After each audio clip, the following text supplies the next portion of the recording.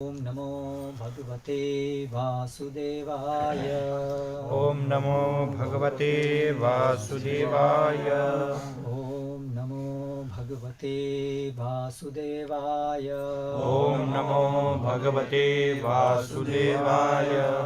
ओम नमो भगवते वासुदेवाय। ओम नमो भगवते वासुदेवाय। आज हम पढ़ रहे हैं श्रीमद् भगवद गीता यथारूप अध्याय 13, प्रकृति पुरुष तथा चेतना। अध्याय 13 प्रकृति पुरुष तथा चेतना, श्लोक क्रमांक 21।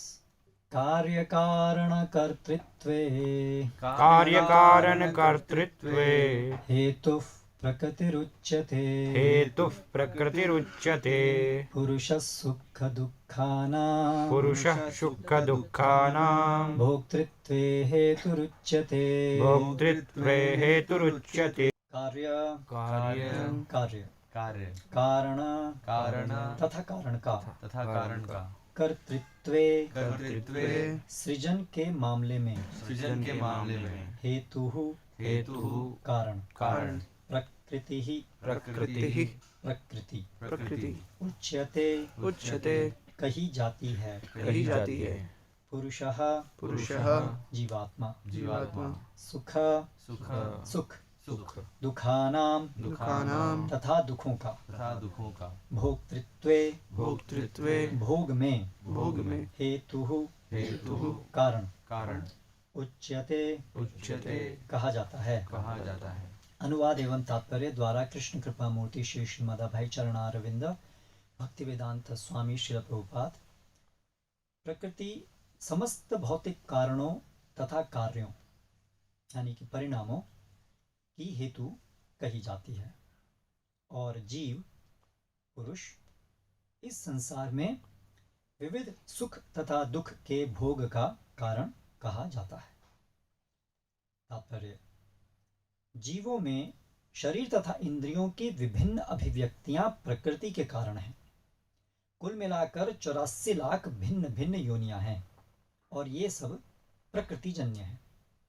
जीव के विभिन्न इंद्रिय सुखों से ये योनियां मिलती हैं, जो इस प्रकार इस शरीर या उस शरीर में रहने की इच्छा करता है। जब उसे विभिन्न शरीर प्राप्त होते हैं तो वह विभिन्न प्रकार के सुख तथा दुख भोगता है। उसके भौतिक सुख दुख उसके शरीर के कारण होते हैं, स्वयं उसके कारण नहीं। उसकी मूल अवस्था में भोग में कोई संदेह नहीं रहता, अतः वही उसकी वास्तविक स्थिति है। वह प्रकृति पर प्रभुत्व जताने के लिए भौतिक जगत में आता है। वैकुंठ लोक में ऐसी कोई वस्तु नहीं होती। वैकुंठ लोक शुद्ध है, किंतु भौतिक जगत में प्रत्येक व्यक्ति विभिन्न प्रकार के शरीर सुखों को प्राप्त करने के लिए कठिन संघर्ष में रत रहता है। यह कहने से बात और स्पष्ट हो जाएगी कि यह शरीर इंद्रियों का कार्य है। इंद्रियां इच्छाओं की पूर्ति का साधन है। यह शरीर तथा हेतु रूप इंद्रियां प्रकृति द्वारा प्रदत्त हैं और जैसा कि अगले श्लोक में स्पष्ट हो जाएगा, जीव को अपनी पूर्ण आकांक्षा तथा कर्म के अनुसार परिस्थितियों के वश वरदान या शाप मिलता है। जीव की इच्छाओं तथा कर्मों के अनुसार प्रकृति उसे विभिन्न स्थानों में पहुंचाती है। जीव स्वयं ऐसे स्थानों में जाने तथा मिलने वाले सुख दुख का कारण होता है। एक प्रकार का शरीर प्राप्त हो जाने पर वह प्रकृति के वश में हो जाता है, क्योंकि शरीर पदार्थ होने के कारण प्रकृति के नियमानुसार कार्य करता है। उस समय शरीर में ऐसी शक्ति नहीं कि वह उस नियम को बदल सके। मान लीजिए कि जीव को कुत्ते का शरीर प्राप्त हो गया। जो ही वह कुत्ते के शरीर में स्थापित किया जाता है, उसे कुत्ते की भांति आचरण करना होता है। वह अन्यथा आचरण नहीं कर सकता। यदि जीव को सूकर का शरीर प्राप्त होता है तो वह मल खाने तथा सूकर की भांति रहने के लिए बाध्य है। इसी प्रकार यदि जीव को देवता का शरीर प्राप्त हो जाता है तो उसे अपने शरीर के अनुसार कार्य करना होता है। यही प्रकृति का नियम है। लेकिन समस्त परिस्थितियों में परमात्मा जीव के साथ रहता है। वेदों में मुंडक उपनिषद 3:1-1 इसकी व्याख्या इस प्रकार की गई है। द्वा सुपर्णा सयुजा सखायः। परमेश्वर जीव पर इतना कृपालु है कि वह सदा जीव के साथ रहता है और सभी परिस्थितियों में परमात्मा रूप में विद्यमान रहता है। श्लोक 22 भी मैं पढ़ूंगा क्योंकि दोनों साथ में संबंधित हैं। पुरुषः प्रकृतिस्थो हि भुंक्ते प्रकृतिजान गुणान कारणम गुणसंगोस्य सदसत्योनि जन्मसु। इस प्रकार जीव प्रकृति के तीनों गुणों का भोग करता हुआ प्रकृति में ही जीवन बिताता है। वह उस प्रकृति के साथ उसकी संगति के कारण है। इस तरह उसे उत्तम तथा अधम योनियां मिलती रहती हैं। तात्पर्य, यह श्लोक यह समझने के लिए महत्वपूर्ण है कि जीव एक शरीर से दूसरे शरीर में किस प्रकार देहांतरण करता है। दूसरे अध्याय में बताया गया है कि जीव एक शरीर को त्याग कर दूसरा शरीर उसी प्रकार धारण करता है जिस प्रकार कोई वस्त्र बदलता है। वस्त्र का परिवर्तन इस संसार के प्रति आसक्ति के कारण है। जब तक जीव इस मिथ्या प्राकट्य पर मुग्ध रहता है तब तक उसे निरंतर देहांतरण करना पड़ता है। प्रकृति पर प्रभुत्व जताने की इच्छा के फलस्वरूप वह ऐसी प्रतिकूल परिस्थितियों में फंसता जाता है। भौतिक इच्छा के वशीभूत हो उसे कभी देवता के रूप में तो कभी मनुष्य के रूप में, कभी पशु, कभी पक्षी, कभी कीड़े, कभी जल जंतु, कभी संत पुरुष तो कभी खटमल के रूप में जन्म लेना होता है। यह क्रम चलता रहता है और प्रत्येक परिस्थिति में जीव अपने को परिस्थितियों का स्वामी मानता रहता है जबकि वह प्रकृति के वश में होता है। यहाँ पर बताया गया है कि जीव किस प्रकार विभिन्न शरीरों को प्राप्त करता है। यह प्रकृति के विभिन्न गुणों की संगति के कारण है। अतएव इन गुणों से ऊपर उठकर दिव्य पथ पर स्थित होना होता है। यही कृष्ण भावनामृत कहलाता है। कृष्ण भावनामृत में स्थित हुए बिना भौतिक चेतना मनुष्य को एक शरीर से दूसरे में देहांतरण करने के लिए बाध्य करती रहती है, क्योंकि अनादिकाल से उसमें भौतिक आकांक्षाएं व्याप्त हैं। लेकिन उसे इस विचार को बदलना होगा। यह परिवर्तन प्रामाणिक स्रोतों से सुनकर ही लाया जा सकता है। इसका सर्वश्रेष्ठ उदाहरण अर्जुन है, जो कृष्ण से ईश्वर ज्ञान विज्ञान का श्रवण करता है। यदि जीव इस श्रवण विधि को अपना ले तो प्रकृति पर प्रभुत्व जताने की चिर अभिलाषित आकांक्षा समाप्त हो जाए और क्रमशः ज्यों-ज्यों वह प्रभुत्व जताने की इच्छा को कम करता जाएगा त्यों-त्यों उसे आध्यात्मिक सुख मिलता जाएगा। एक वैदिक मंत्र में कहा गया है कि ज्यों-ज्यों जीव भगवान की संगति से विद्वान बनता जाता है त्यों-त्यों उसी अनुपात में वह आनंदमय जीवन का आस्वादन करता है।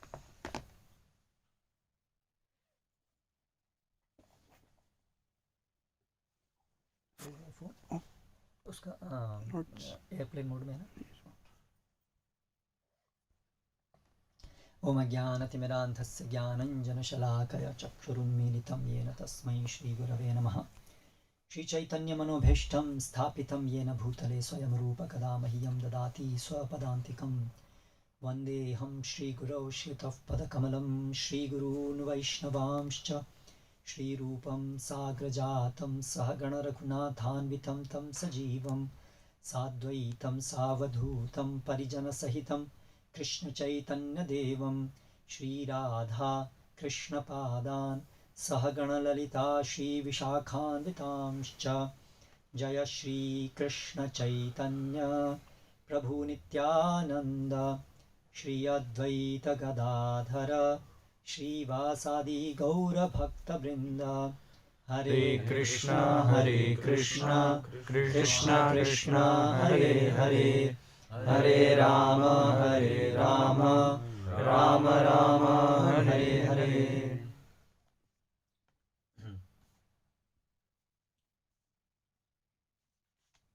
इन दो श्लोकों में क्या कारण से हम कोई भी कार्य करने के लिए विवश होते हैं या करते हैं और किस प्रकार अलग अलग सुख दुख भोगता है जीव, उसका विवरण भगवान कर रहे हैं। सबसे पहले जो श्लोक हमने पढ़ा उसमें पता है कार्य कारण कर्तृत्वे हेतु प्रकृतिर उच्यते। तो ये जो पूरा विज्ञान है, इसमें 3 मुख्य अवयव हैं जिनके जिनके कारण ये सब कुछ होता है। कौन कौन है वो 3? एक है जीवात्मा, हम लोग, एक है प्रकृति, और एक है परमात्मा।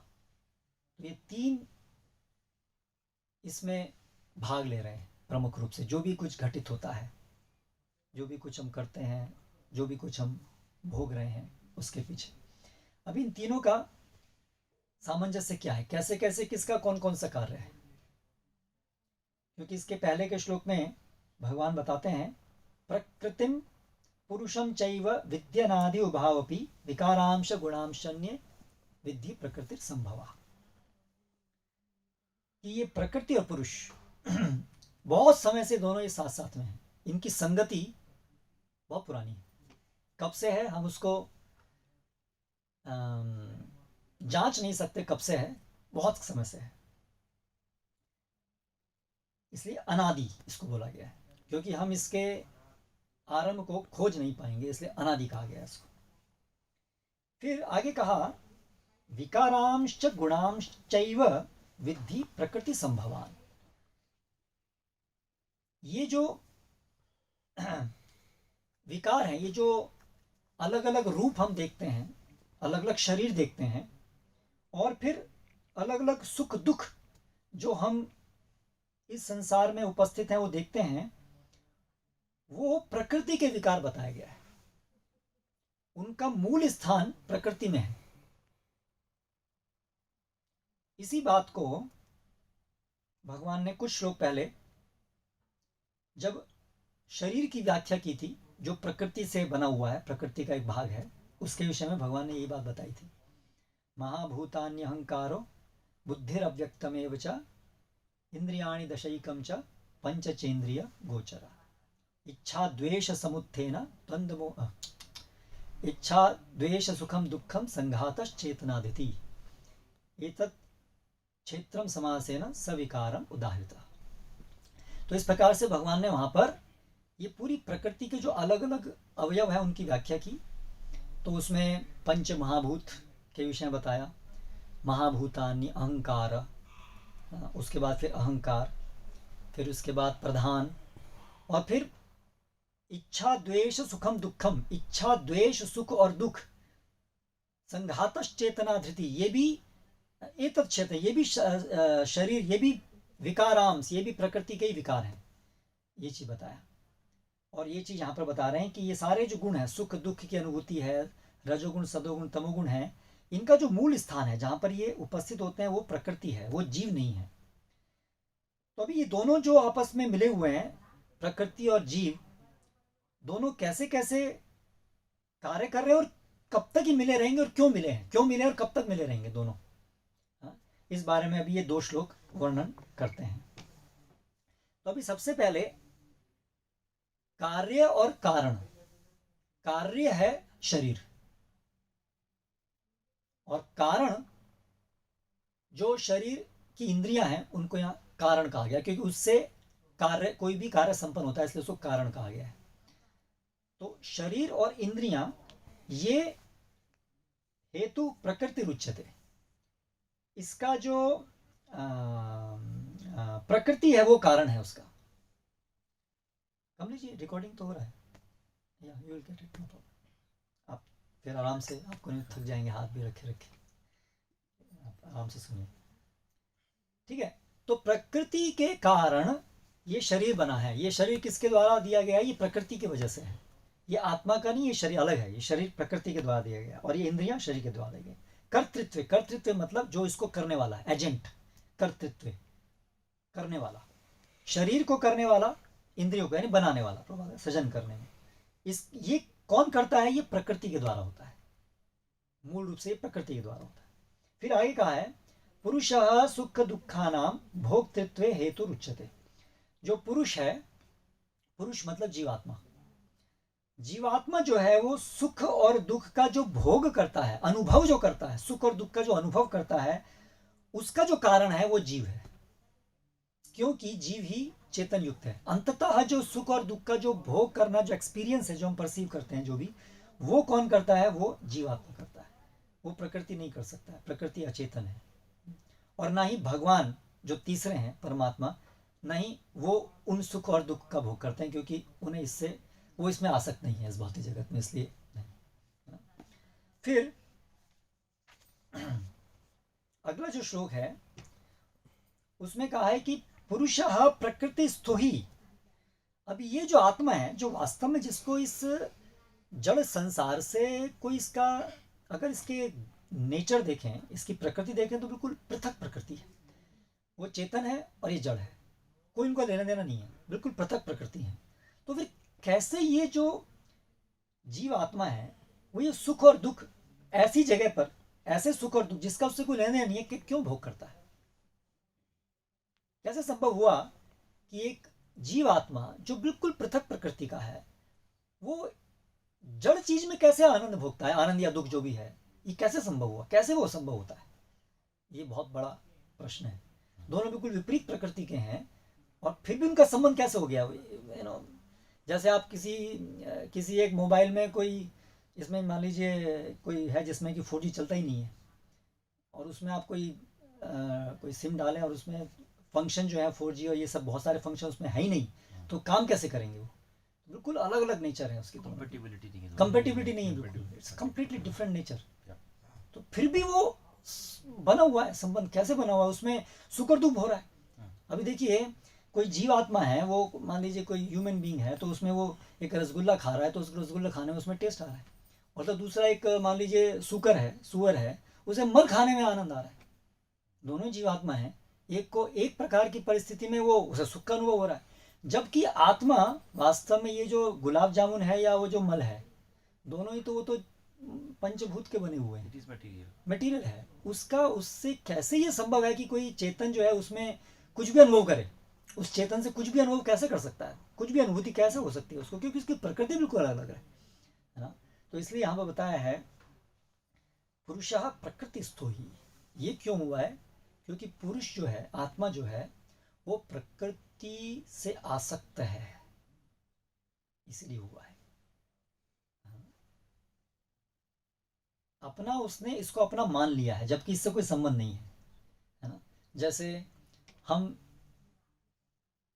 कोई कार खरीदते हैं तो हम उसको अपना मानने लगते हैं, ये मेरी कार है, जबकि वही मॉडल की कार बहुत सारी हैं, और दूसरी कार जो हैं उनको हम देखते हैं ये मेरी कार नहीं है, उसकी कार है, ये मेरी कार है। और उसके द्वारा फिर हमको अनुभव भी होने लगता है सुख दुख का। अगर जिस कार जिस लोहे और जो भी मटेरियल की बनी है, जिसको हम अपना मान लिए हैं, उसमें यदि कुछ होता है तो हमें तकलीफ होती है, जबकि वही चीज दूसरे कार में अगर कुछ होगी तो हमें तकलीफ नहीं होगी। कोई फिजिकल संबंध है नहीं, कुछ भी नहीं है, लेकिन क्यों? क्योंकि चेतना से हमने उसको अपना मान लिया है। इसलिए हम, अभी वो ब्रेक डाउन हुई,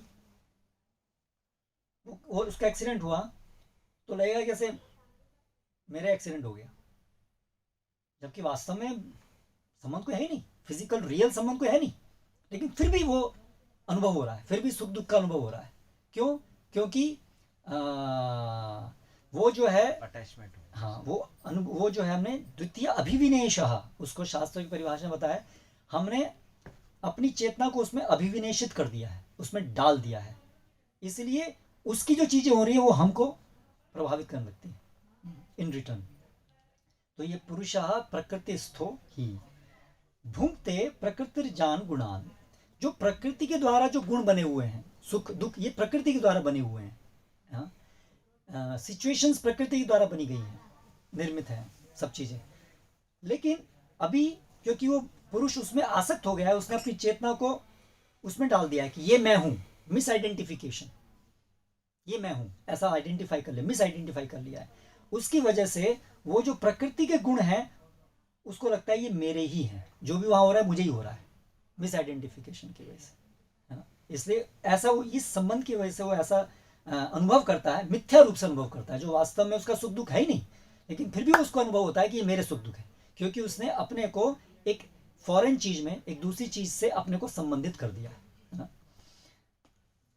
कारणम, फिर सद असद योनि जन्मसु, और सब योनियों में ये ऐसा सुख दुख जो है अलग अलग इसी मिस आइडेंटिफिकेशन की वजह से हो रहा है। तो आत्मा अपने को जिस शरीर में जो आत्मा है उस शरीर के अनुसार उसको अलग अलग प्रकार के सुख दुख अनुभव होते हैं।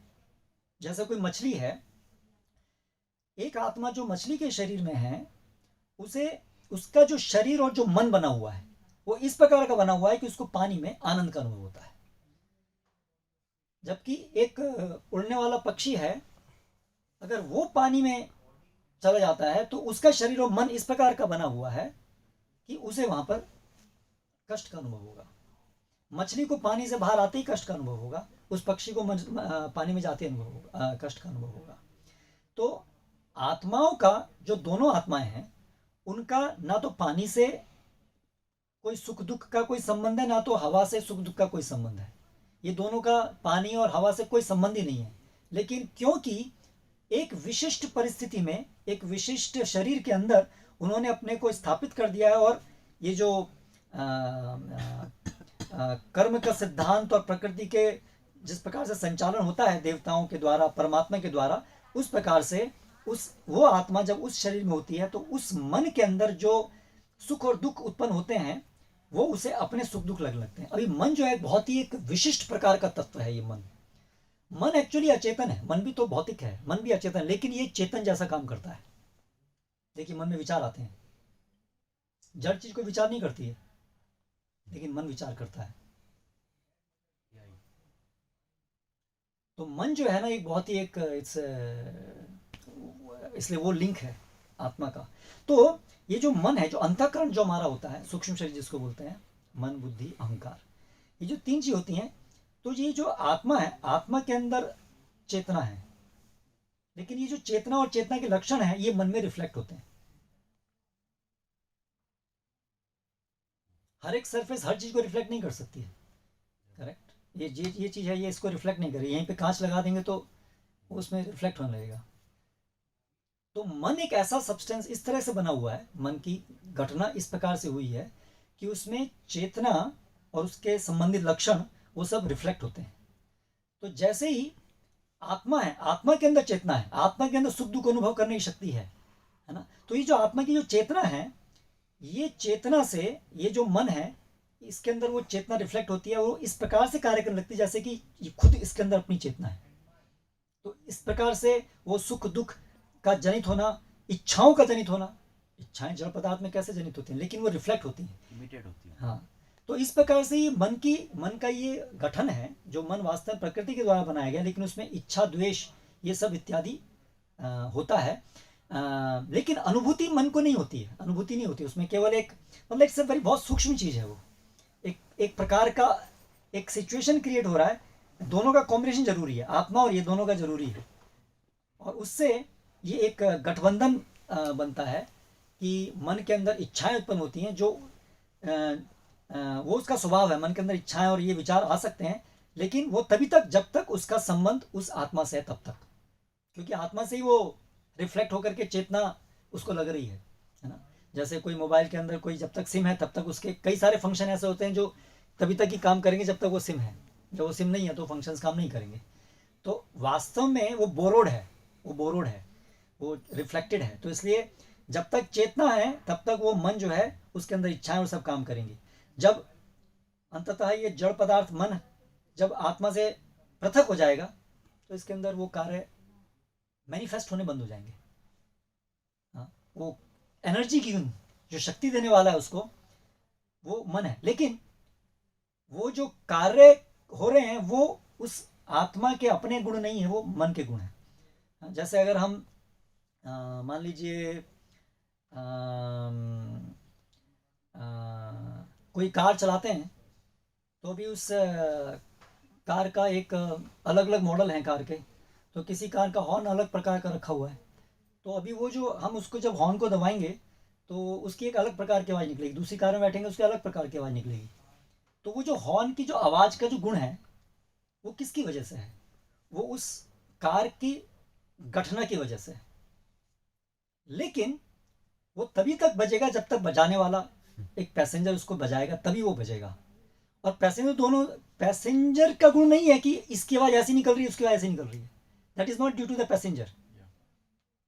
वो गुण पैसेंजर का नहीं है, वो गुण किसका है? उस कार का गुण है। लेकिन वो कार का गुण तब तक प्रकट नहीं होगा जब तक पैसेंजर उसमें नहीं है। तो उसी प्रकार से ये मन और शरीर ये प्रकृति के द्वारा जनित है, और ये सुख दुख इत्यादि सारी चीजें यहां हो रही हैं, लेकिन आत्मा की उपस्थिति से वो सब चीजें चल रही हैं, वो सब चीजें उसके कार्य हो रहे हैं। जैसे आत्मा गई तो वो कार्य नहीं होंगे। तो इसलिए आत्मा की जो चेतना है उसको वो लेकर के क्रियान्वित करता है, लेकिन वो जो क्रियान्वित जो करता है वो अपने गुण करता है, उसकी जो अपनी नेचर उसके अनुसार। और हम जो है अभी यहां पर हम क्या करते हैं, हम इसके अंदर जो चीजें हो रही हैं उसको हम अपना मान लेते हैं, आत्मा। तो यहां से चेतना मिली, चेतना से इसने अपना काम शुरू किया, और जो इसके अंदर जो भी विकार हुए उसको हमने अपना मान लिया, इसलिए कनेक्शन हो गया। इसलिए आत्मा का और इस शरीर का जो कनेक्शन है नहीं, हो नहीं सकता, इसलिए उसको माया, इसलिए वो ड्रीम, एक स्वप्न की तरह से कहा गया। जैसे कि सपने के अंदर हम परफेक्टली इसको देखते हैं, सपने में क्या होता है हमारा, हम एक आइडेंटिटी, एक सपना देखते हैं जिसमें हम अपने को एक बिल्कुल दिन की आइडेंटिटी से बिल्कुल एक पृथक आइडेंटिटी को अपना मानते हैं, करेक्ट है ना। और उस आइडेंटिटी के अनुसार सपने में जो भी कुछ घटित होता है वो बिल्कुल हमें एक्सपीरियंस होता है कि मेरे साथ घटित हो रहा है। और जैसे हम जागते हैं हम लगते हैं क्या क्या देख रहा था मैं, तत्क्षण हमें एकदम से अनुभूति होती है कि वो जो भी मैं सुख दुख अनुभव कर रहा था सपने में वो तो मिथ्या थे, वो मेरे थे ही नहीं। लेकिन क्यों? क्योंकि मैंने सपने में अपने को एक आइडेंटिटी से आइडेंटिफाई कर लिया था। जो सपने में मैं अपने को देख रहा था, मैं ये हूं, सपने में जो मैंने देखा मैं ये हूं, मैंने सोच लिया मैं ये हूं, इसलिए फिर जो भी परिस्थिति में से वो गुजर रहा था उसको लगा मेरे साथ ही हो रहा है, ड्रामे के पार्ट बन गए आप, है ना। जैसे मैं जब ज्वाइन किया तब शुरू में कई साल तक तो मेरे को एग्जाम के सपने ही बहुत आते थे कि एग्जाम होने वाला है और मैंने तैयारी नहीं किया, और तो माइंड के अंदर वो इम्प्रेशंस है, और उसकी वजह से फिर वो हम अपने आइडेंटिटी देखते हैं सपने में, और फिर उससे जो भी है अनुभव करते हैं। तो इस प्रकार से अभी सपने में तो हम देख रहे हैं, हम उसको समझ पाते हैं ये तो सपना देखा मैंने, ये मेरी वास्तविकता नहीं थी, मैंने गलत तरीके से अपने को सोच लिया कि मैं वो हूँ, है ना, तो इसलिए हम उसको छोड़ देते हैं। लेकिन दिन में क्या हो रहा है, दिन में वो भी एक स्वप्न ही चल रहा है। जो भी हमारी दिन की जो आइडेंटिटी है, अज्ञानी जीव जिसको आत्म साक्षात्कार नहीं है, वो तो जो अपने दिवस के काल में जो अपने को सोच रहा है कि मैं ये व्यक्ति हूं, वो जो भी उपाधि जो भी अपने को आइडेंटिफाई कर रहा है वो इस माइंड बॉडी कॉम्प्लेक्स के साथ अपने को आइडेंटिफाई कर रहे हुए हैं। और इस माइंड बॉडी कॉम्प्लेक्स वो नहीं है, माइंड बॉडी वो नहीं है, वो बिल्कुल से अलग है, आत्मा है वो। लेकिन क्योंकि जैसे सपने में उसने अपने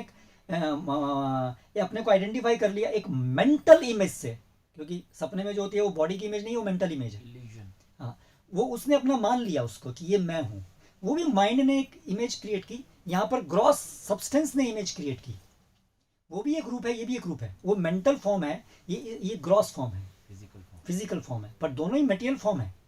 इस तरह से इल्यूजन नहीं है कि वो है ही नहीं, it's there but it's a mental form, ये फिजिकल फॉर्म है। लेकिन आत्मा ने क्या किया, सपने में अपने को एक मेंटल फॉर्म से आइडेंटिफाई कर लिया, ये मैं हूं, और दिन में उसने अपने को एक physical form with the mental thing identify कर लिया कि ये मैं हूं, और उसके कारण फिर सारे सुख दुख उसको अपने लगने लगे। तो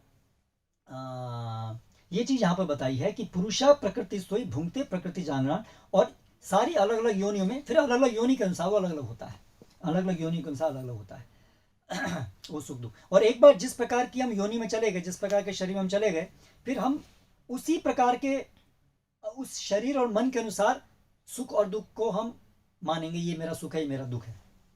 देन वी आर फोर्स्ड, एक बार हम उसमें चले गए। तो जैसे प्रभुपाद कह रहे हैं, अगर सुकर के शरीर में गए तो उसके लिए उसका टेस्ट बर्ड्स, और उसके टेस्ट बर्ड से जो उसका माइंड में इंप्रेशन जाता है, उससे जो भी होता है वो एक प्रकार का बना हुआ है, तो वो उसको आइडेंटिफाई करता है something as happiness, something as distress. जबकि वही आत्मा यदि दूसरे शरीर में चली जाएगा तो उसको उसका डिफरेंट सेट दिया जाएगा, different set of sense organs, different mind makeup, जो एक पर्टिकुलर सिचुएशन को हैप्पीनेस और एक पर्टिकुलर सिचुएशन को डिस्ट्रेस आइडेंटिफाई करेगा। और फिर ये जो दोनों में जो कॉमन आत्मा है, क्योंकि उसने अपने को उससे आइडेंटिफाई किया हुआ है, तो वो उसको अपना सुख दुख मान लेगा। हाँ, तो इस तरह से कारणम गुण संग। अभी इस पूरे उसका जो मूल कारण है वो है गुण संग। एक जो हम जो जीवात्मा हैं, हमारी जो इस भौतिक जगत में एक बैकग्राउंड में जो हमारी एक इस जगत को भोग करने की इच्छा है, वही अल्टीमेटली कारण है इस संग का। ये प्रकृति, जैसे हम क्यों इस प्रकृति से आकृष्ट हुए हैं, हम क्यों ये मिथ्या पहचान कि मैं ये हूँ, ये क्यों हम प्रकृति के संपर्क में क्यों आए, क्यों ऐसा हुआ कि इसने हमको पकड़ लिया और ये मिथ्या हमने अपनी पहचान बनाई? गुण संग से। इसका कारण है आत्मा की इच्छा। कृष्ण भूलिया जीव भोग वांछा करे, पाशेते माया तारे झपटिया धरे। That is the root cause. Root cause है कि भगवान को भूलना, और भगवान, मैं अभी आपके बिना इंडिपेंडेंटली भोग करना चाहता हूं, मैं भगवान बनना चाहता हूं। ये रूट है, ये बैकग्राउंड में हमारी ये चेतना के अंदर है, आत्मा, ये आत्मा के अंदर है। उसकी वजह से वो प्रकृति अट्रैक्ट होती है। कृष्ण भूलिया, जैसे कृष्ण भूलते हैं, जी वो भोग वांछा करे, पाशेते माया तारे झपटिया धरे। जैसे हम गोल्डन रिंग पहन करके निकले कहीं अफ्रीका में, कहीं ऐसी कंट्री में, तो यू विल अट्रैक्ट रोबर्स। अब आपकी इच्छा हुई कि मुझे गोल्डन रिंग पहनना है, ठीक है, लेकिन उसकी इच्छा की वजह से क्या हुआ? You attracted something which you didn't want, है ना। तो उसी प्रकार से हमने जो है इच्छा की अभी कि मुझे भगवान आपसे अलग रह के मुझे इस जगत का भोग करना है, तो फिर तुरंत माया अट्रैक्ट हो गई। क्योंकि माया का काम यही है, माया जो भगवान की शक्ति है वो इसीलिए है कि जो लोग भगवान को भूलना चाहते हैं और स्वाधीन होना चाहते हैं, उनको एक मिथ्या, क्योंकि स्वाधीन हो नहीं सकते हम, वो हमारी संवैधानिक अवस्था है ही नहीं, इज नॉट पॉसिबल। लेकिन हम ऐसी जिद कर रहे हैं, हट ला के बैठे, हमें तो आपसे स्वाधीन होना है। तो अभी फिर ये माया शक्ति के द्वारा इसको संभव कराया जाता है, इस इल्यूजन को संभव कराया जाता है, क्योंकि इल्यूजन भी संभव है, क्योंकि वास्तव में संभव नहीं। इसीलिए अभी माया उसको झपटती है, और जब माया झपटती है तो क्या करती है? सबसे पहले जैसे ही कृष्ण भूलता है, जीव भोग वांछा करता है, तो माया, अभी वो माया की कस्टडी में आ गया, माया की कस्टडी में आ गया। किसकी शक्ति, किसके कहने पर? भगवान के कहने पर, क्योंकि अल्टीमेट कंट्रोलर तो वही है। ये माया शक्ति अपने आप से कुछ काम नहीं कर सकती है, ये तो उन्हीं के अंडर में काम करती है। मया अध्यक्षेण प्रकृति सूयते से चराचरम, मेरी अध्यक्षता में काम करती है। तो भगवान जब देखते हैं कि जीव हटी है, मुझे तो आपसे अलग ही होना है, ठीक है, फिर वो माया शक्ति के अधीन में उसको छोड़ देते हैं। फिर माया शक्ति क्या करती है? सबसे पहले उसका आत्मा का जो अपना स्वाभाविक ज्ञान है उसको ढकती है, क्योंकि जब तक उसके अंदर ये ज्ञान रहेगा कि मैं भगवान का अंश हूं, मैं भगवान का अंश हूं, तब तक वो इस भौतिक जगत में आनंद एंजॉय नहीं कर पाएगा। इसलिए लोग एंजॉय करने के लिए शराब पीते हैं, कुछ करते हैं, जिससे कि वो सेंसेस से भूल जाए, अपनी रिलेटिव भूल जाए, है ना। कोई क्राइम भी करना होता है तो लोग जो है वो ऐसे करते हैं जिससे कि विवेक खत्म हो जाए उससे। यस, ये खत्म हो जाए, विवेक खत्म हो जाए, कॉन्शियस खत्म हो जाए, है ना। विवेक खत्म हुआ तो फिर आप कुछ भी कमिट कर सकते हैं। यस, तो इसलिए अभी जीव को आनंद देना है, भगवान ने बहुत समझा लिया, समझिए पॉसिबल नहीं है, बट जीव को निमंत्रण लेना है। अभी भगवान उसको ऐसा फैसिलिटेट करते हैं आनंद लेने के लिए, सब कुछ मिलेगा, सब कुछ आयोजन करते हैं अभी, क्योंकि अभी भगवान तुम्हें मजा करना है, एंजॉय करना है, ठीक है, तो पहले तो मेरे को भूलो पूरी तरह से, completely, you just forget me, correct. अगर किसी बच्चे को कुछ हरकत करनी है उल्टी सीधी, तो ही हैज टू फॉरगेट, कि मतलब आसपास से माता पिता नहीं होने चाहिए, करेक्ट करेक्ट। तो कई बार ये प्रश्न उठता है कि भगवान जो है वो हमें क्यों इतना भुला देते हैं कि हम भगवान के भूल जाते हैं कि भगवान कौन है, क्या है। It is required. मान लीजिए कोई आदमी कोई कुछ पिता से मांगे कि पिताजी मुझे जो है कोई मूवी देखने जाना है उल्टी सीधी, है ना, पिताजी पैसा देंगे उसको, पैसा है नहीं उसके पास, पैसा दिया, पिताजी बोले, और पता चला वो वहाँ गया देखने के लिए और वहाँ पिताजी बैठे हुए हैं साथ में, then you know it is useless. आपने मुझे परमिशन दी और फिर आप साथ में आ गए, है ना। तो हमने भगवान से मांगा, भगवान ने हमको permission the, okay you enjoy, लेकिन फिर वो एंजॉय नहीं कर पाएगा यदि उसको साथ में हमेशा भगवान रहेंगे उसके साथ में, करेक्ट। कैसे एंजॉय करेगा? उसको तो भूलना है ना भगवान को, उसको तो भगवान बनना है, साथ में भगवान रहेंगे तो कैसे भूलेगा। इसलिए भगवान इस जगत में दिखाई नहीं देते, वो है हर जगह, लेकिन वो ऐसा आयोजन करते हैं कि जीव को लगता है हाँ अभी कोई नहीं, बस अभी मैं हूँ, अभी मैं भगवान, मैं इंडिपेंडेंट हूँ, है ना। तो इस प्रकार से भगवान जो है सबसे पहले माया शक्ति के द्वारा जीव का ज्ञान पूरा आच्छादित करते हैं। इसको बोलते हैं आवरणात्मिका शक्ति। ये भगवान की एक शक्ति है, उससे पूरा आवरण हो गया।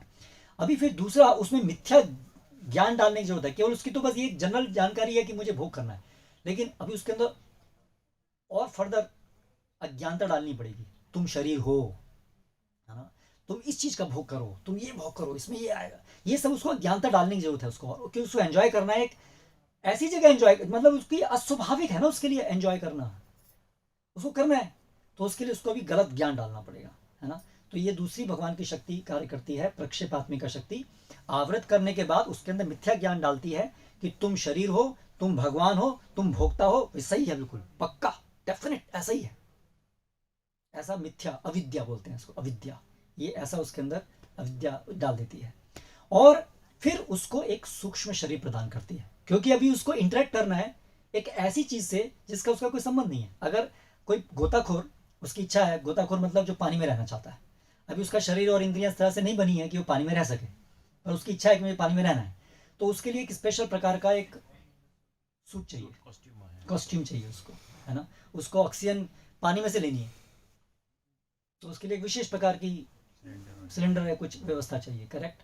तो इसी तरह से जब जीव को भी इस भौतिक जगत में भोग करना है, और भोग करने के लिए भगवान ने बनाया अरेंजमेंट, ठीक है जाके करो, लेकिन उसका कोई नेचर बिल्कुल अलग है, तो अभी उसको एक वाया मीडियम देते हैं इंटरेक्ट करने के लिए।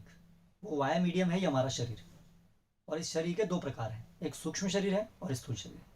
सूक्ष्म शरीर है जो माइंड, इंटेलिजेंस और फॉल्स ईगो का बना है, और एक ये ग्रॉस बॉडी है जिसके अंदर सेंस ऑर्गन्स हैं, और ये सेंस ऑर्गन्स फिर कांटेक्ट में आते हैं सेंस ऑब्जेक्ट्स के, और उसके द्वारा ये जो पूरा कॉम्प्लेक्स बनता है, इसमें जीव अपने को आइडेंटिफाई करके इस जगत में इच्छा करता है। अभी ये जो सूक्ष्म शरीर भगवान जो देते हैं, इसके अंदर क्रेविंग्स डालते हैं। इस माइंड के अंदर, मेटेरियल माइंड के अंदर 6 क्रेविंग्स होती हैं, काम, क्रोध, लोभ, मोह, मद, मत्सर्य, क्योंकि उसको इस जगत को एंजॉय करने के लिए मोटिवेशन चाहिए। Everybody needs motivation. वो अपनी स्वाभाविक स्थिति में नहीं है, आर्टिफिशियल में है ना। मतलब भगवान ने शरीर दिया, अभी मोटिवेशन भी दे रहे हैं to enjoy, because that's what he wanted, है ना। तो उसको अभी ये वेग देते हैं, सूक्ष्म भौतिक सूक्ष्म शरीर के अंदर ये वेग होते हैं, माइंड, इंटेलिजेंस, सॉरी, काम, क्रोध, लोभ, मोह, मद, मत्सर्य। अब ये जो उसके अंदर 6 चीजें आ गई, अब उसके द्वारा जब ये फिर उसको एक स्थूल शरीर देते हैं, क्योंकि केवल माइंड इंटेलिजेंस से ऑब्जेक्ट का भी वो पूरा एक्सपीरियंस नहीं कर पाएगा, तो इसलिए एक स्थूल शरीर देते हैं, जिसमें स्थूल इंद्रियां देते हैं, आंख देते हैं, सब नाक, कान इत्यादि इंद्रियां, इसमें ज्ञान इंद्रियां हैं और कर्म इंद्रियां हैं, दोनों देते हैं। ये इंद्रियां जो है अभी संपर्क में आ सकती हैं ग्रॉस ऑब्जेक्ट्स के। और फिर ये जो क्रेविंग्स हैं, ये उसको अभी डायरेक्ट करती हैं कि ये एंजॉय करना है, उसकी काम, क्रोध, लोभ, मोह, मद, मत्सर्य के द्वारा उसको भी मोटिवेशन मिलता है टू एंजॉय पर्टिकुलर ऑब्जेक्ट, है ना। और फिर ये इस प्रकार से फिर वो एंजॉय करता है, उसका एक कर्म फल बनता है, क्योंकि कोई भी जब कार्य करता है तो फल के लिए कर रहा है ना वो, तो उसका फल बनना चाहिए ना, तभी तो फल को भुगतेगा। तो इसके लिए उसका मैकेनिज्म बनाते हैं भगवान, क्या करने से क्या मिलेगा, करेक्ट। तो उसको बोलते हैं कर्म फल का सिद्धांत, है ना। और फिर अभी उसको छोड़ दिया, अभी तुम कर्म करो और जैसा करोगे उस प्रकार से तुम्हें फल मिलेगा, और इस प्रकार से जीव अपने सुख दुख कर्म करता है। अभी इसमें एक और महत्वपूर्ण चीज समझने की है कि अभी हमारी जो वर्तमान स्थिति है उसमें क्या क्या हो रहा है हमारे साथ।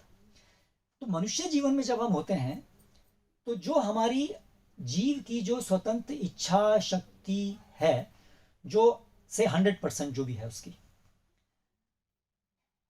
जैसे ही वो माया के संपर्क में आता है, तो उसकी वो जो शक्ति है वो 100% नहीं रहती अभी स्वतंत्रता। जैसे ही कोई पुलिस की कस्टडी में आता है, सबसे पहले हैंडकफ, रेस्ट्रिक्टेड, अब आपकी स्वतंत्रता रेस्ट्रिक्टेड हो गई।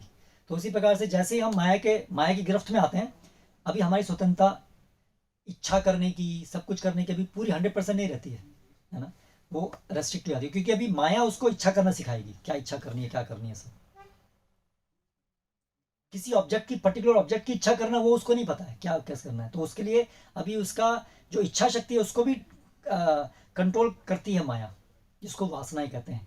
जैसे कर्म फल के अनुसार वो इच्छा करने की शक्ति भी मॉडिफाई होती है। तो जैसे ही जीव जो है माया के संपर्क में आता है, उसकी जो इच्छा शक्ति है वो रेस्ट्रिक्ट हो जाती है। और सबसे पहले जो योनि मिलती है ब्रह्म योनि मिलती है, जिसमें सबसे ज़्यादा इंडिपेंडेंस होती है, जितनी बद्ध जीवन में जितनी अलाउड है, और वहाँ पर केवल सूक्ष्म शरीर होता है, वहाँ स्थूल शरीर नहीं होता है। फिर अगर वहाँ की ब्रह्मा की योनि के बाद में फर्दर उसकी भौतिक जगत में भोग करने की इच्छा है, तब उसको फर्दर योनियाँ मिलती हैं, डाउन, नीचे नीचे, एक के बाद एक के बाद एक और योनियाँ मिलती हैं। तो जो मनुष्य योनि है, उससे जो नीचे की योनियाँ हैं सारी, उसमें वो जो हमारी इंडिपेंडेंस है वो बहुत रेस्ट्रिक्टेड होती है। जो जीव की अपनी इंडिपेंडेंस है वो बहुत रेस्ट्रिक्ट होती है। इसीलिए पशुओं के उसमें विवेक बुद्धि नहीं होती है कि मैं डिस्क्रिमिनेटिंग पावर एक लेवल की होती है, बस बहुत बेसिक, आहार निद्रा भय मैथुन से संबंधित। उसके ऊपर मुझे भगवान को समझना है नहीं समझना है, ये मेरे लिए हितकर होगा नहीं होगा, एक हायर थॉट उस लेवल पर नहीं होती है, क्योंकि उसकी जो स्वतंत्र इच्छा शक्ति है वो बहुत रेस्ट्रिक्टेड है। वो केवल स्वतंत्र इच्छा शक्ति बस आहार निद्रा भय, और वो भी अपने प्रकृति के अनुसार ही डिस्टिंग्विश कर सकता है, बहुत ज़्यादा उसमें नहीं कर सकता। लेकिन जब हम मनुष्य जीवन में होते हैं, तब हमारे को रिलेटिवली एक स्वतंत्र इच्छा शक्ति वापस दी जाती है।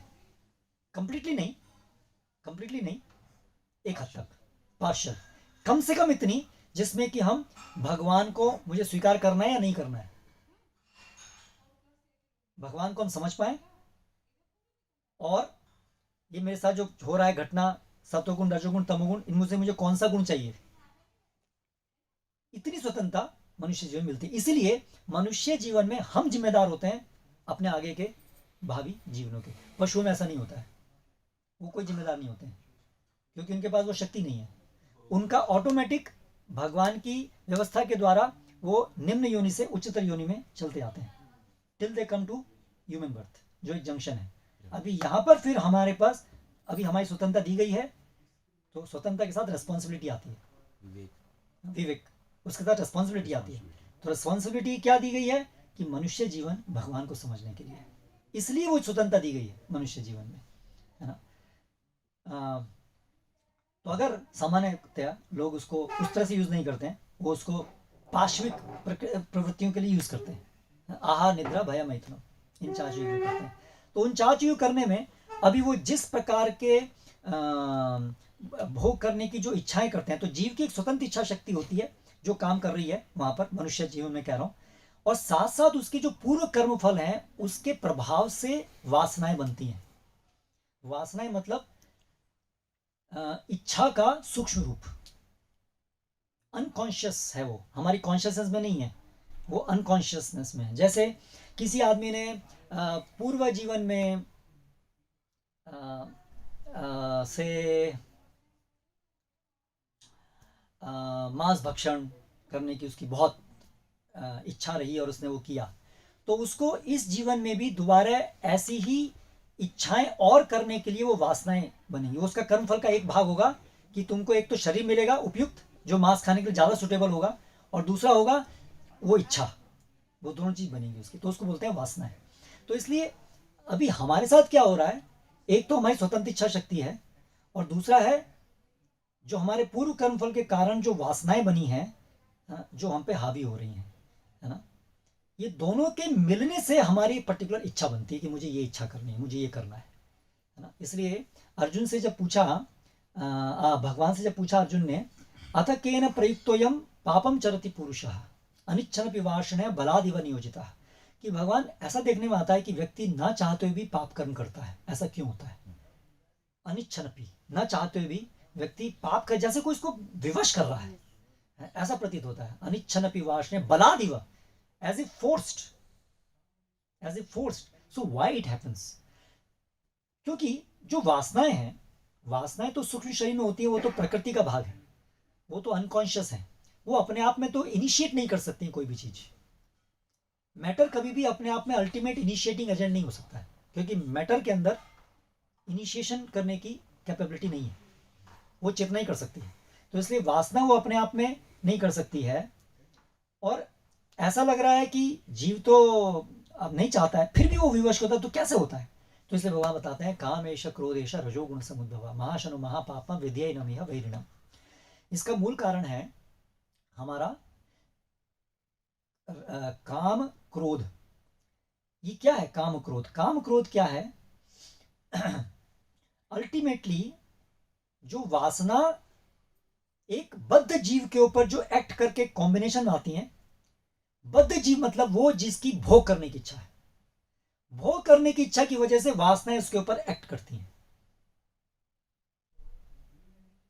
उसकी ये इच्छा नहीं है भोग करने की, मुझे ये पर्टिकुलर एक्ट करना है, उसकी जनरल इच्छा है कि मुझे जगत का भोग करना है, मुझे ये पर्टिकुलर चीज, ये पर्टिकुलर इच्छा नहीं है, उसके बैकग्राउंड में जनरल है कि मुझे भोग करना है।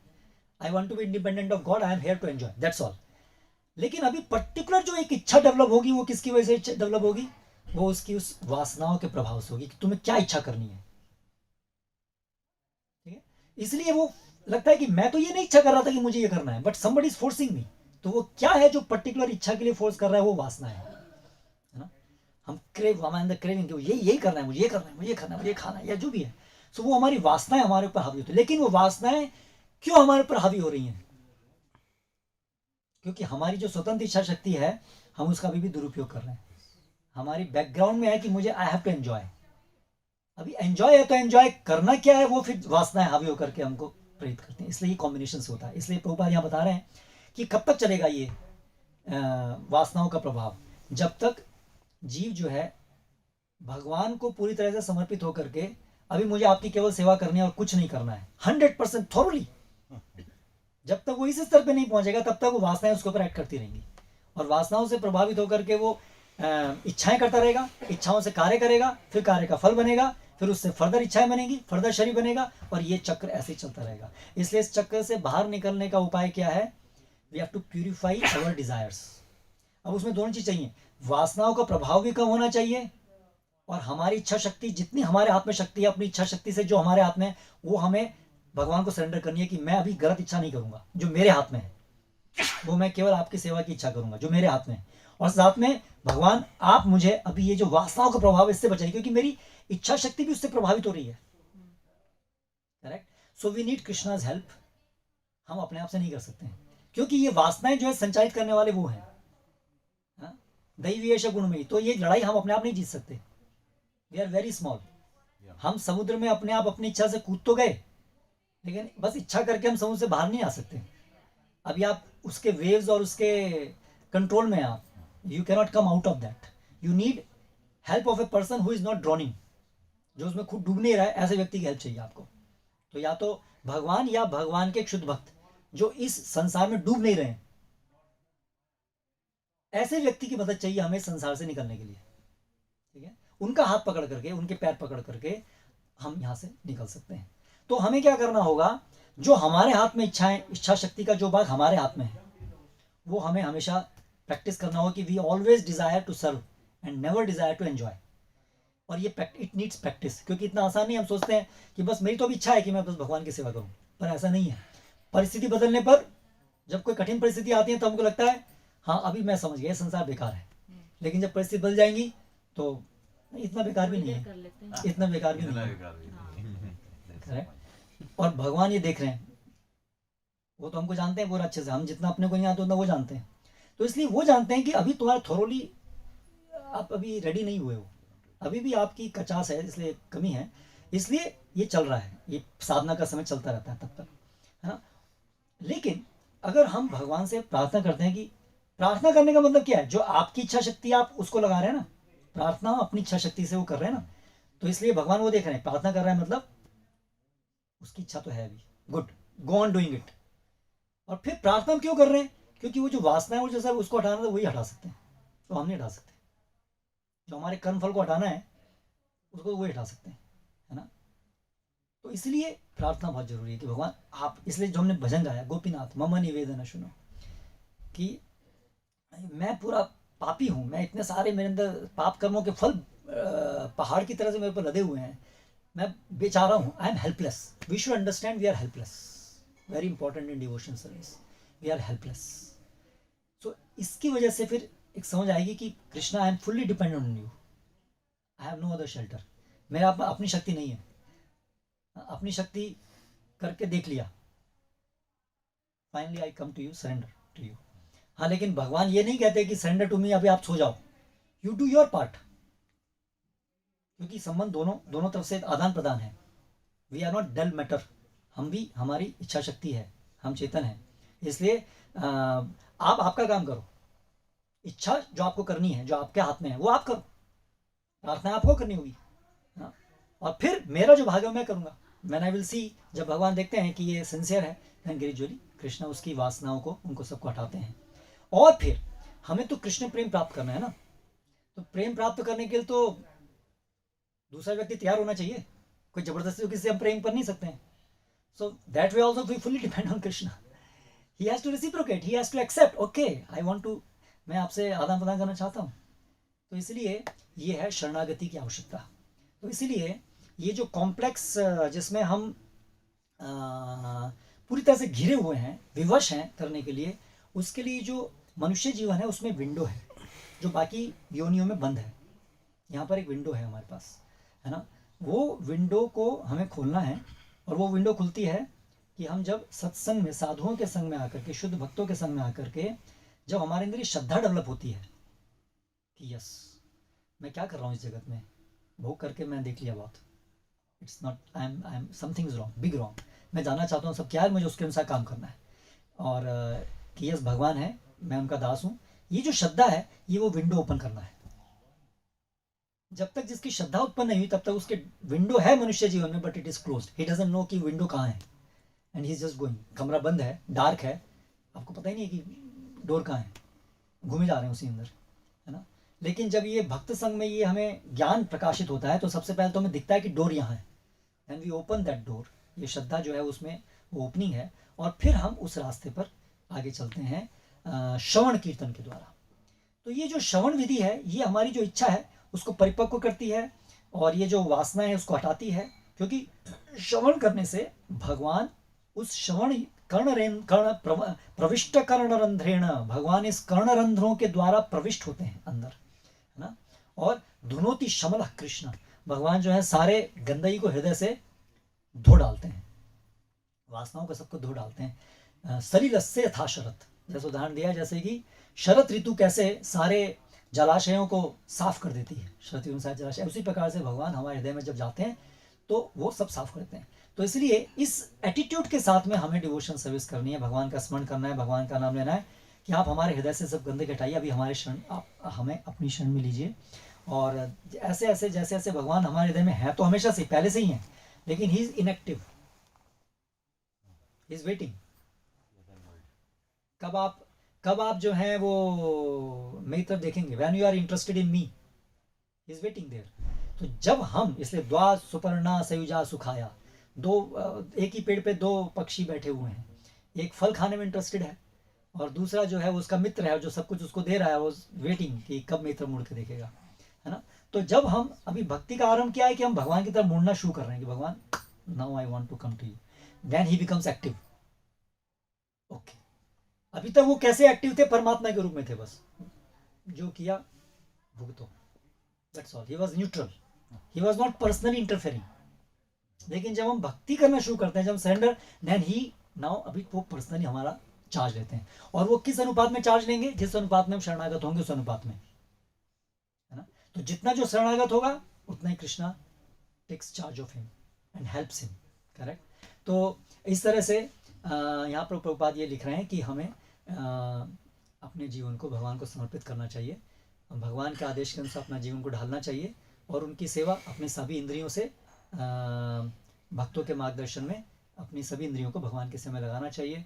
और इस तरह से हम सबका ये कर्तव्य है कि हम इस सब से निकलें, और जो भी हम करते हैं उसका फ़ायदा हमारे परिवारजनों को, हमारे डिपेंडेंट्स को, सबको पहुंचता है। तो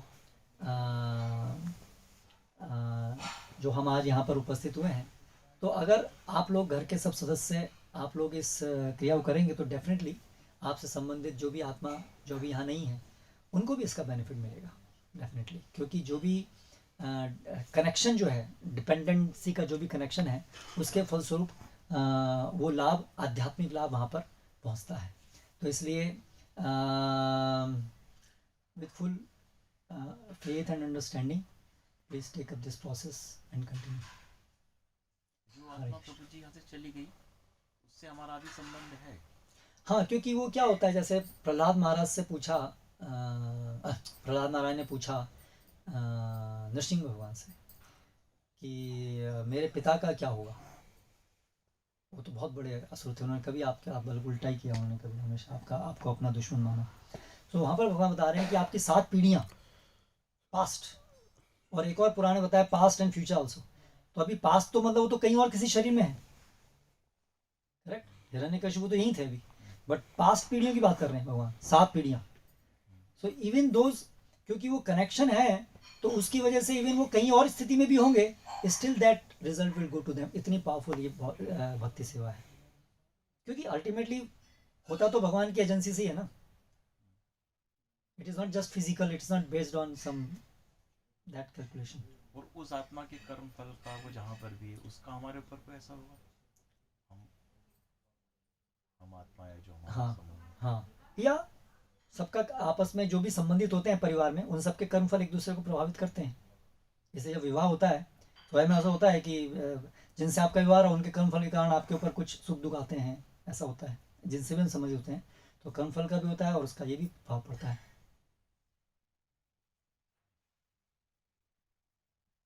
डेमी गॉड्स के बारे में कुछ बताइए प्रभु जी, कि हम डेमी गॉड्स की पूजा या अर्चा विग्रह अगर हमारे पास में है तो उनका क्या रोल होना चाहिए। जो देवता गण हैं वो इस भौतिक जगत का संचालन करने वाले भगवान के दास हैं। रूपा जी बताते हैं टैक्स कलेक्टर्स, टैक्स कलेक्टर्स, नौकर चाकर ही बोलते हैं। हाँ यस, टैक्स कलेक्टर उनका काम है, क्योंकि हम इस भौतिक जगत में चीज़ें उपयोग कर रहे हैं, इसलिए उसका एक टैक्स देना पड़ेगा हमें, जिससे कि हम उसके भार में दबते नहीं जाएं। करेक्ट। तो जो देवतागण है वो भगवान के ऑन बिहाफ वो हमसे टैक्स लेते हैं और वो जाकर के भगवान को देते हैं। तो विष्णु जो हैं वो सभी हमारे जो कर्म जो भी हम करते हैं उसके भोक्ता वो हैं, और ये वाया मीडियम है, वो उसको टैक्स को लेते हैं। तो अगर कोई व्यक्ति डायरेक्टली अगर किसी की अप्रोच है टॉप मोस्ट व्यक्ति से, तो डायरेक्टली उसके टैक्स भर देगा, उसको भी ये वाया मीडियम की जरूरत नहीं। तो इसलिए जब तक कोई भक्त नहीं है, इसलिए भगवान भगवत बताते हैं कि एवं प्रवर्तितम चक्रम नानुवर्तिति है यह अघायुरिंदिरामम मोघम पार्थ सजीवती। जो व्यक्ति भौतिक जगत में आ सकता है, इस भौतिक जगत को भोग करना चाहता है, लेकिन वो देवताओं की पूजा उपासना नहीं करता है, उनका सेक्रीफाइसेस उनके माध्यम से विष्णु तक नहीं पहुंचाता है, तब तक वो अघायुरिंद्रिया राम मोघम पार्थ सजीवती, वो बहुत पापमय जीवन जी रहा है, क्योंकि टैक्स नहीं पे कर रहा है ना। तो इसलिए वो देवताओं का बहुत महत्वपूर्ण रोल है ना, कि वो जो है हमारा एक लिंक है भगवान के साथ। लेकिन किस स्तर तक, किस स्तर के जीवों के लिए जो इस भौतिक जगत में आ सकते हैं, जिनको इस भौतिक जगत को भोग करना है, जो जिनका अभी तक दिव्य ज्ञान उपस्थित नहीं हुआ है कि एक्चुअली हम तो इस भौतिक जगत के निवासी नहीं है, हमें इस भौतिक जगत में भोग क्या करना है, हमें तो हम इसके we don't belong to this world. जब तक जीव में ये ज्ञान उदित नहीं हुआ है तब तक उसके लिए नितांत जरूरी है कि वो देवी देवताओं के लिए संपन्न यज्ञ इत्यादि संपन्न करे। लेकिन जब जीव के अंदर ये समझ आ जाए कि मेरा भगवान के साथ सेवा का संबंध है, उससे फिर ये अभी टैक्स की बात ही नहीं रह गई। अभी यहाँ पर हम भौतिक जगत को भोग करने के लिए है ही नहीं, तो टैक्स देने की बात खत्म हो गई अभी, या एग्जम्प्टेड। अभी बात हो रही है, अभी तो प्रेम संबंध स्थापित करने की बात हो रही है, क्योंकि अभी हमारा आउटलुक जो है संसार में इस जगह को भोग करना नहीं है। तो इसलिए वहां पर फिर वो देवी देवताओं, फिर भी अगर हम अपनी आसक्ति रखते हैं देवताओं से, तो फिर वो हमारी भक्ति में जो एकाग्र चित्त होकर के जो प्रेम विकसित करना है भगवान से, उसमें वो विघ्न पड़ सकता है। क्योंकि कहीं ना कहीं हम उनको एक ऐसा, हमारे मन में जो पूर्व आसक्तियां थी उसमें हमें रहेगा कि ये कुछ हमें ऐसी चीज़ दे सकते हैं जो शायद भगवान भी कभी नहीं दे पाए। उनकी एक इंडिपेंडेंस प्रेजेंस हमारी चेतना में रह सकती है। अदरवाइज अगर कोई शुद्ध चेतना में है, पूरी शुद्ध चेतना में, तो वो तो देवी देवताओं को भी उनकी भगवान के साथ उनके संबंध में देख पाएगा कि ये भगवान के दास हैं, और उनसे बिल्कुल शुद्ध रूप से मांगेगा, भगवान की भक्ति मांगेगा। और भगवान की भक्ति तो शुद्ध भक्तों से मांगी जाती है। जो देवी देवता ज़्यादातर हैं वो तो खुद शुद्ध भक्त नहीं है, तो ठीक है, वो भक्त हर व्यक्ति से शुद्ध भक्ति मांगता है, इसलिए ठीक है, पर देवी देवताओं का ये कार्य नहीं कि वो शुद्ध भक्ति दें, है ना। तो शुद्ध भक्ति मांगना है तो हमें शुद्ध भक्तों से मांगना चाहिए, और शुद्ध भक्तों में सारे देवी देवताओं का वास होता है, इन द सेंस कि आपकी जो भी इस संसार में आप जो यूज कर रहे हैं, एक भक्त उसका जो ऋण है वो सब माफ है, क्योंकि जो जो गुरुजन है वो उन सभी सर्वदेवमयो गुरु, जो गुरु हैं भगवान के प्रतिनिधि हैं, वो उन सबका प्रतिनिधित्व करते हैं। इसलिए अभी वो ऋण की भी कोई वो नहीं, तो इसलिए अभी फिर वो जो वो है वो उसकी आवश्यकता नहीं है। लेकिन वो हमारे रास्ते में एक, अगर हमारी एक आसक्ति है जो रहती है, इसलिए उस आसक्ति से बाहर निकलने के लिए एकाग्र माम एकम शरणम व्रजा, भगवान और भगवान के शुद्ध भक्त, बस यहीं पे फोकस करना है। सर्वधर्म मानते तो फिर हमारी जो लेटेंट अटैचमेंट्स है ना वो कटेंगे। शुद्ध रूप में अगर हम हैं तो शिवजी अगर होंगे, कोई भी होंगे, तो परम भक्त हैं वो भी शिवजी, तो और देवतागण होंगे उनको भी हम उनको नमस्कार करेंगे, उनके सब करेंगे, दैट इज नॉट रॉन्ग, अगर हम सही चेतना में कर पाए तो। But the problem with us is, अभी तो हम साधक है ना, अभी तो हमारी जो लेटेंट आसक्तियां उनको पहले तो काटना है। अगर वो कटेंगे नहीं तो वो आसक्तियां वैसी वैसी रह जाएंगी। तो इसलिए पहले जरूरी है साधक स्तर में हम लोग पहले just focus on serving Krishna, that's all. इसलिए हमारे आचार्य बताते हैं कि हम जो है गुरु परंपरा, जो शुद्ध भक्त हैं सब, और भगवान, उन्हीं पर हम ध्यान एकाग्र करें, क्योंकि वहाँ हमारा सेवा का संबंध उनसे जोड़ना है, बहुत गहरा संबंध जोड़ना है हमको, छोटा मोटा संबंध नहीं जोड़ना है। इतना हमने भौतिक संसार में भी किसी से संबंध नहीं जोड़ा होगा जितना उनके साथ जोड़ना है।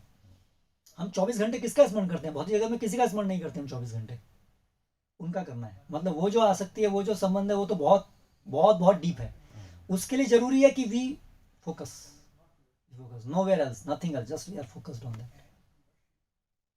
अच्छा जवाब है आपका। ये जवाब मैं दूंगा लोगों को। एक्चुअली मैंने किस लोगों को जवाब देने के लिए आपसे प्रश्न पूछा।